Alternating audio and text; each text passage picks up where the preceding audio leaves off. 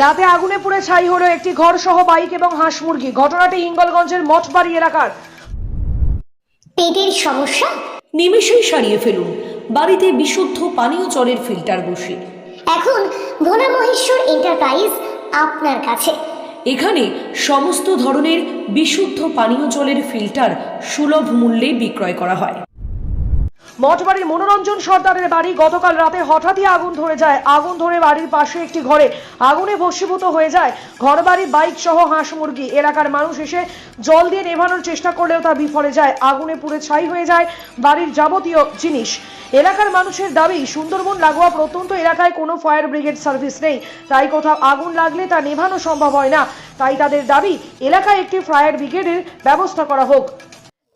আর তার পাশে মুরগির বাক্স ছিল, মুরগি মরে গেছে, হাঁস মরে গেছে, বাইক পুড়ে গেছে, ভ্যান পুড়ে গেছে। যে ব্যবহারে জ্বলছে, তারপর আমরা মোটর লাগিয়ে তারপর নেভাই। কোথায়? সীমান্তবর্তী এলাকায় আয়লা বিধ্বস্ত এই জায়গায় আমরা বসবাস করি। এখানে আগুন বা এই জাতীয় কোনো জিনিস শর্ট সার্কিট থেকে বাঁচানোর জন্য আপাতত একটা দমকল বা ওই জাতীয় কোনো যদি বস্তু হিঙ্গলগঞ্জ ব্লকের ডিপার্টমেন্ট থেকে এবারে দেওয়া হয় তাহলে আমরা খুব উপকৃত হব। হিঙ্গলগঞ্জ থেকে প্রদীপ সরকারের প্রতিবেদন, অরণ্য টিভি।